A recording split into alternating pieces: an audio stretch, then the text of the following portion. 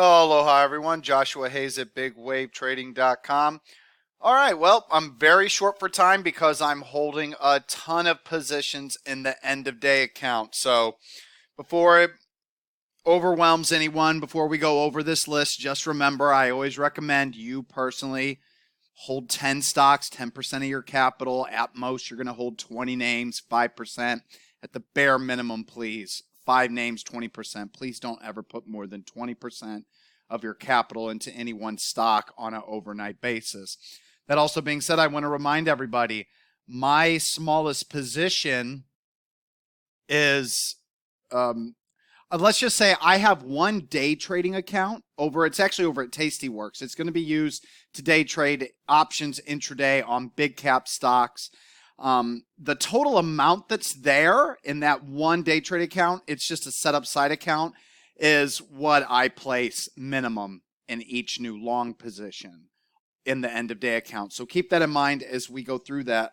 We're going to just really quickly go over some winners, of course, like we always do, from Wednesday session. Then we're going to go over some losers, which is more important because FOMC Wednesday always brings a lot of volatility to some of my stock names, and we had quite a few losers. But the whole point about this exercise is to show you, hey man, you cut your losses, you keep tight stops, you're going to probably, on 80% of your trades, you're going to have some small wins, you're going to be break even, have some small losses, and you should never, ever have any large losses. Your large losses should be at 0% or under 1% for any given year. You should never let anything ever get away from you. That is rule number 1 at Big Wave Trading. And if you don't know what rule number 2 is, see rule number 1. Always cut your losses. Rule number 3 is never chase irrationally. And if you do chase, you chase with appropriate size, which should always be smaller than a real long position. So with that being said, there's a lot to go over. First off, the first stock I want to go over as a winning stock was an immediately long position from the session before. JT was a speculative long position. It triggered and filled today and an immediate 11% win. Right now, 50% of my trailing stops goes 1 cent below today's low day. My final stop is below the 52-week low. My first profit target on 50% of the position is right there. The next 50% of the position profit target is there. Let's say I had 100 shares and it hits this profit target. I would now have 50. Then I would have 25 here and another 25 now at this next profit target. So that's how I split and trail my stops higher and adjust my limits as those targets are hit. But remember, JT up 11%, okay? I want you to remember all these winners as we move along. EIDX was a new long position here. It triggered and filled yesterday. It was up 9% today. Now, what I recommend most people do on a stock like this, where there's a clear uptrend line, there's your uptrend line, a close below the uptrend line, you sell your entire position. But remember, I just want to go over this in a very cursory manner with the winners. EIDX up 9%. Remember that, 11, 9%. QFIN was a recent new long position. This was the signal here. This is when I went long. My bad. This was a signal here. That triggered and was canceled by the system on my interactive brokers due to lack of funds. This is an add signal. Hammer candle over candle. Heavier above average volume. Slight increase in my balance of power indicator.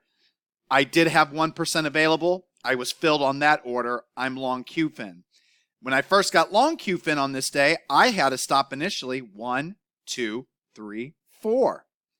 But do you notice how it reverses on heavier volume with the yellow bop? So following that session, this is what the stops then look like. 50%.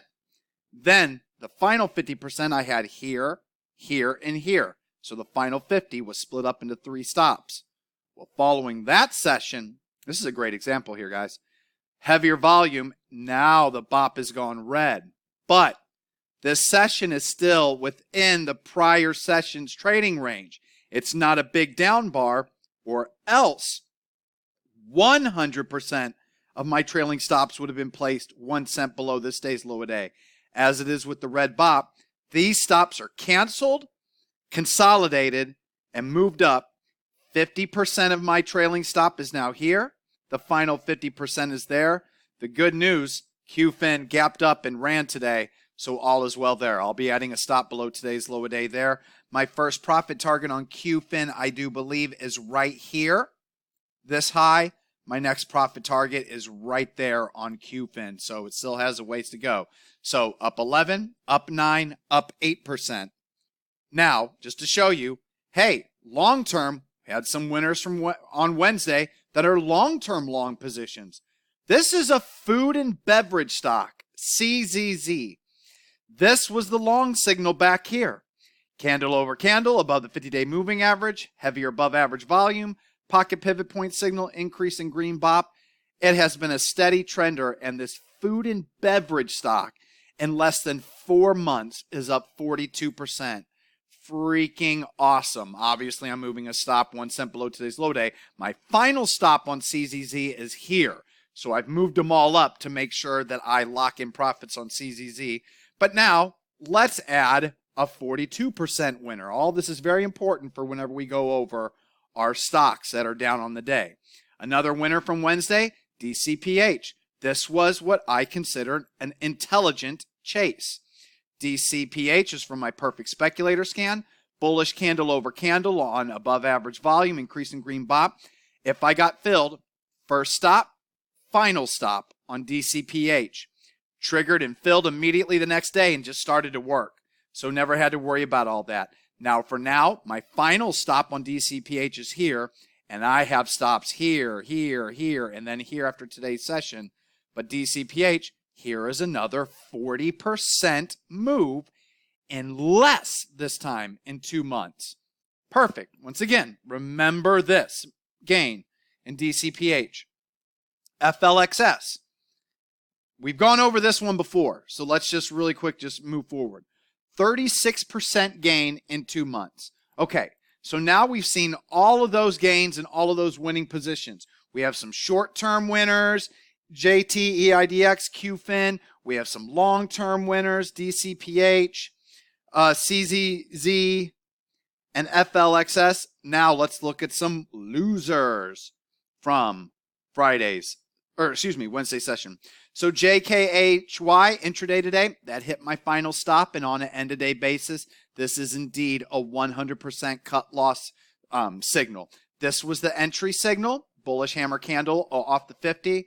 Things worked out. I trailed my stops higher, but remember what I told everybody about uptrend lines if you want to ever go in size?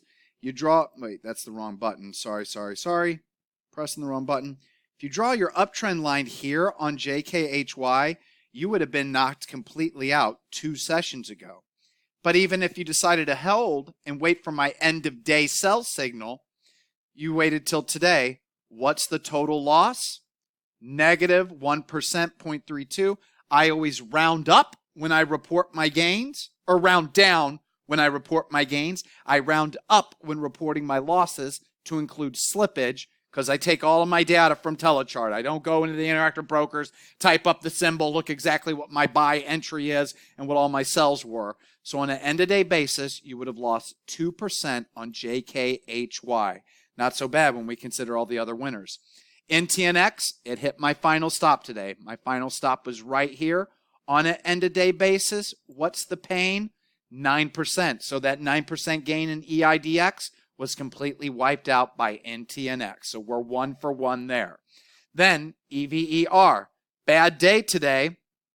Still didn't close below the 20-day moving average, so it still isn't a 50% end-of-day sell signal, but you better believe I already, after this session here, this was a new public long position that I gave to everybody. I told everybody about the uptrend lines. Gosh, I keep pressing the wrong button.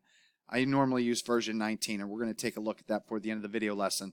So once again, if you obey with the uptrend line, you were completely out of EVER here. Me, 50% of my stops went right here, and I had a bunch all over the place here on the rest. Following today's session, I actually, following this day, then put 50% of the 50% up here. So 50%. So out of the 50% that was here, it was basically now 25, 25, and the rest around here. Today, swiped through those on a flush, but on an end-of-day basis, following today's ugly session, which is one of my big losers today, it's still a 19% gain from our entry. 50% of my remaining stops goes below here. My final stop loss is still right there on EVER. So we still got a winner there. LK. Now LK from my first long signal, we're up 35%, but I decided to add to this position. I think I added to it here. It would have been right here. And I kept all my stops from here. So from this add position, oh my gosh, I just can't press any of the right buttons today. We now have only a 4% loss, but it's still a 4% loss overall from the add position. Still hasn't failed completely. 35% gain from the original position, but on half now, following today's session, we've lost the green bop. 50% of my stops is here. I then also have a stop here. 1, 2, 3, 4 on the remaining 50% on LK. We got to move a little bit faster now. RLMD, we've already profiled this one when it was up big here over the weekend. RLMD from our first entry is still up 29%. On an end-of-day basis, it still isn't even a 50% sell signal because it's above the 20-day moving average. But I already moved 50% of my stops because of this red bop, balance of power with the distribution, to 1 cent below today's low a day. So today's sell-off has already knocked me out of 50% of whatever I was still long, because I also was already out 50% because it hit my first profit target, which I don't remember, but I do believe was 36. But now, whatever I have left of RLMD, 50% goes here. I have the rest trailing all the way back to these lows to still give RLMD room to work if it wants to work. But once again, even with this big loss today, that's a 29% gain. Now we reach a loser, IRET. This is when I went long, hence the white arrow. I'm wrong. It's still for a profit. We're rocking, and I'm going to show you how well we're doing, because there's a new long position this evening that after hours is already exploding higher, so I can already forget about that one. But everything's working until we get to this name, CMCO. This is the ultimate failure of the day. I guess the CEO left. If it wasn't the CEO, it was the CFO. Bottom line is, I really don't care at all what the news or the reason is. Price is all that matters to me on these end-of-day long positions. I check the news before I go long, obviously, and check everything. But whatever caused this move, I don't care. But I did look, and I believe it was the CEO leaving. This was the new long position. That had to have been that day right there. Not the best, a little bit of a chase, but still, candle over candle, heavier above average volume, increase in green bop. Everything was looking pretty good. It actually came close to running my first stop here at 38.99 this day, but it held. No, it didn't. I did get knocked out, wouldn't I have? 38.92. God, I got lucky. 38.98. So I was already out of half before today. Don't even realize it. That's how little I pay attention to these end-of-day positions. Like I said, we're reviewing these right now for the first time since I've noticed that, because I checked my best percent performers and I checked my worst percent performers. That's how we get to this list of the good and the bad. But the bottom line is CMCO, complete failure today. Ran all of I had a final stop right here on the position, and it ran that today at the open. I also had a stop here. 1, 2, 3, 4. I had 4 stops at the open. I check every morning at Interactive Brokers to see if anything is gapping down or up, and then if anything is, I'll consolidate. Like AQST, I have a position in AQST, and that was indicating a gap down. But that being said, as you can see, it wasn't anything major, and I still have a 6% gain from the entry. It's more like 5%. But it ran a couple of stops. I was able to consolidate a couple stops, so I consolidated 2 together, so I didn't have like 7 different signals trigger. I was not able to do that with CMCO. And following today's session, it's a failure. But look at what the biggest loser total loss was. 7%. 7% loss in this one, 9% loss in NTX. And how many stocks did we show you with over a 40% gain today? 2, 1 over 30% gain, FLXS, QFIN up 9%, EIDX up 9%, QFIN up 8%, JT up 11%.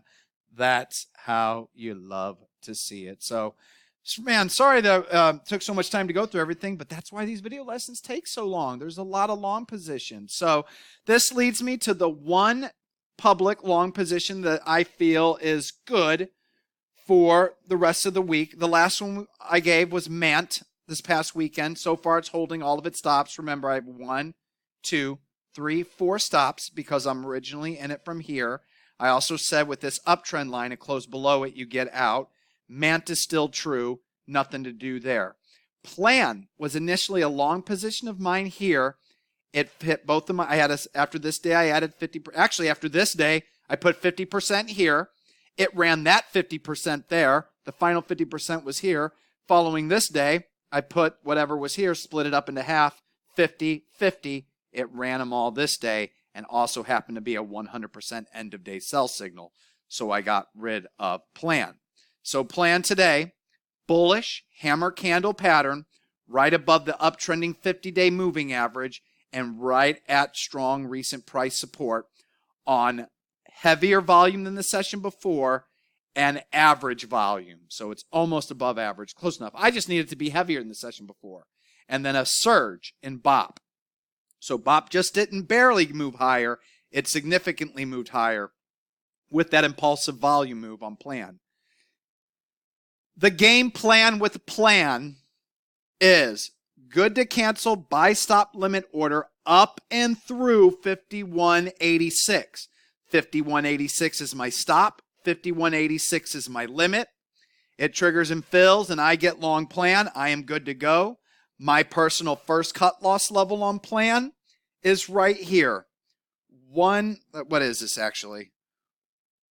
I'm looking at the wrong stock. I almost gave you the wrong levels. 49.59. So that's my first cut loss level for me personally. My first cut loss level. My final cut loss level, giving it some room to work, is 48.63.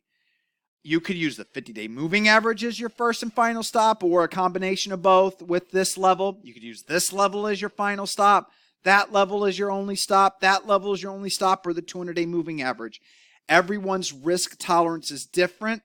I always recommend new traders or those that go in with major size to obey uptrend lines connecting recent lows. And if you do that, it basically lines up with that first cut loss level that I'll be using, 49.59 on plan. Why do I like plan? I have already told you why via the price volume BOP, but plan is in my perfect speculator scan, which is based off the book The Perfect Speculator by Brad Kodeshwar, and it also has 7.4% of its float short. It only has a short ratio of 3, days to cover ratio of 3, but still 7% of this float is short. And now I just want to show you how hot, quote, quote, hot we are right now at big wave trading. So this evening I had a speculative long signal in, wrong one, TNXP. I have bullish divergences in RSI, MACD, stochastics, time segment volume, and my balance of power indicator compared to price. Price is hitting a low. I have a bullish reversal hammer candle price bar on above average volume with that max green BOP on TNXP with all of those positive divergences in RSI, MACD, PPO, time segment volume, stochastics. So TNXP was supposed to be an end of day swing trade, the good to cancel buy stop limit level, 1 tick above today's high of day, whatever that was going to be. I got to go to stockcharts.com and I look at it on there on a more granular time frame. So I get it exactly 1 tick above it. And your only cut loss level was with the move with the 52-week low. Well, unfortunately, or fortunately, this is what's happening after hours. TNXP is exploding higher. My theory on this was once it broke the $1 level, if I could get it tomorrow morning, if it would have filled as a swing trade, that we could have had a move to 125. Well, hell, I was right. But it happened immediately after hours. And you have almost a 30% move from that $1 break. And it's moving without us. And that means it's still a live technical order for Thursday, but I will not call it back on until it gets below 98. And with it already being above 130, wherever it gaps up, this is not a name I'm going to probably want to take come Thursday. So that's how well things are working. They're working before I can even set up an order. So TNXP is actually on watch for tomorrow. $1 key support level. And so far, these post-market lows at 115, if it finds support there also in the morning, at the pre-market lows at 115, I'll be using that as a support level, maybe with a Fibonacci retracement, VWAP, 9 EMA cross as a potential intraday day trade idea. All right, everyone. Sorry about the long video, but it is impossible for me to make these short right now. There's just too much going on. Remember, if you learned something, if you enjoyed the video lesson, please, so I can start to make more of these videos or be motivated to make more of these videos, it's through the YouTube algorithm. I still don't see a lot of views on these, which is fine. It's understandable. Day trading is where it's all at. Swing trading is not nearly as popular. Give me a like, hit the subscribe button, ring the bell. If you leave a comment, if they ask any questions, I guess that also helps with the YouTube algorithm. Anything you can do to help me, I'd appreciate it. It would encourage me to start making these on a daily basis. And eventually I will make these on a daily basis. Once the market slows down, I don't have as many long positions to manage, don't have to scan as many individual stocks. This market is not perfect, trust me. The time segment volume on a monthly basis is still bearish, for freak's sake. It's been that way since June of 2018 for the Russell 2000. Mind-blowing stuff. So I can't imagine what's going to happen once that turns bullish, but eventually things will slow down, and when things slow down, these video lessons will be much more succinct. All right, everyone. I love you guys. Thank you for watching. I'll see you this weekend. Aloha.